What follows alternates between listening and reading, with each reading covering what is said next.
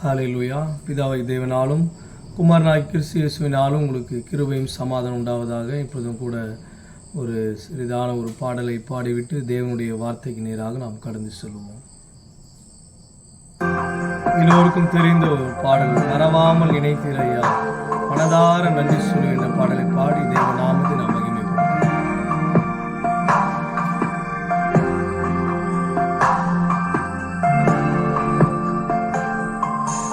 மறவாமல் நினைத்தீரையா, மனதார நன்றி சொல்வே, என்னை மறவாமல் நினைத்தீரையா, மனதார நன்றி சொல்வே, இரவும் பகலும் என்னை நினைந்து இதுவரை நடத்தினீரே, இரவும் பகலும் என்னை நினைந்து இதுவரை நடத்தினீரே, நன்றி நன்றி ஐயா, கோடி கோடி நன்றி ஐயா, நன்றி நன்றி ஐயா, கோடி கோடி நன்றி ஐயா, மறவாமல் நினைத்தீரையா, மனதார நன்றி சொல்வே, என்னை மறவாமல் நினைத்தீரையா, மனதார நன்றி சொல்வே. ஹல்லேலூயா. கர்த்தருடைய பரிசுத்த நாமத்துக்கு மகிமை உண்டாவதாக. உண்மையாகவே தேவனாகிய கர்த்தர் நம்மை இவ்வளவு நாள் வரைக்கும் நம்மை மறவாமல் அவர் நினைத்து அவர் நம்மை நடத்துகிற தேவனாக இருக்கிறார். அவர் நம்மை ஒருபோதும் அவர் மறவாத தேவனாக இருக்கிறார். பிரியமான தேவனுடைய ஜனங்களே, மீண்டுமாக இந்த இரவு வேளையிலும் கூட தேவனுடைய வார்த்தையை உங்களிடத்தில் நான் பகிர்ந்து கொள்ள மிகவும் நான் சந்தோஷமுள்ளவனாக உங்களிடத்தில் நான் கடந்து வந்திருக்கிறேன்.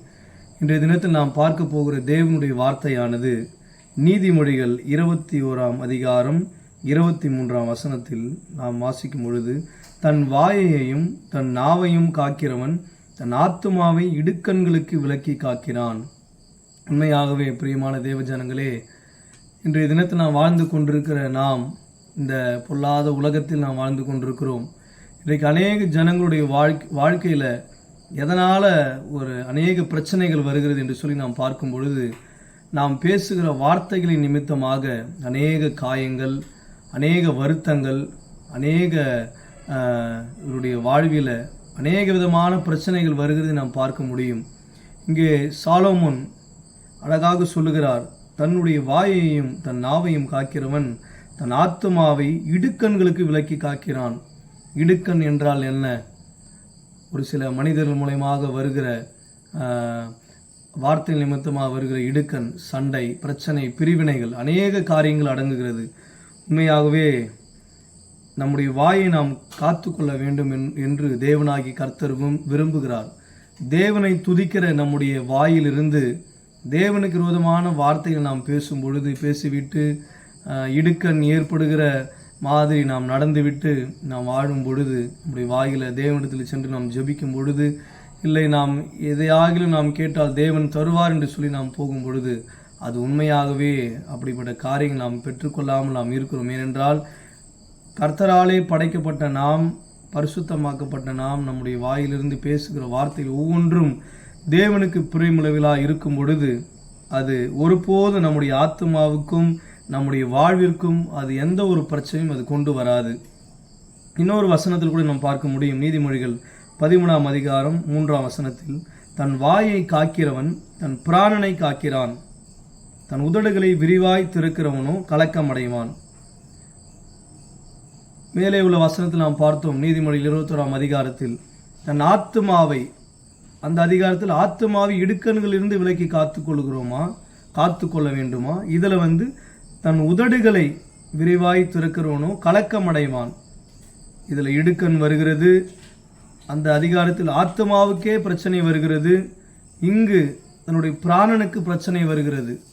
பிராணன் என்று சொன்னால் நம்முடைய உயிர் என்று சொல்லி நாம் சொல்ல முடியும். இன்னைக்கு அநேகருடைய ஜனங்களுடைய வாழ்வியில் தான் பேசுகிற வார்த்தைகளின் நிமித்தமாக அநேக பிரச்சனைகளில் மாட்டிக்கொண்டு வார்த்தையை விட்டுவிட்டு அவர்கள் கலங்கி தவிக்கிறதை நாம் பார்க்க முடியும்.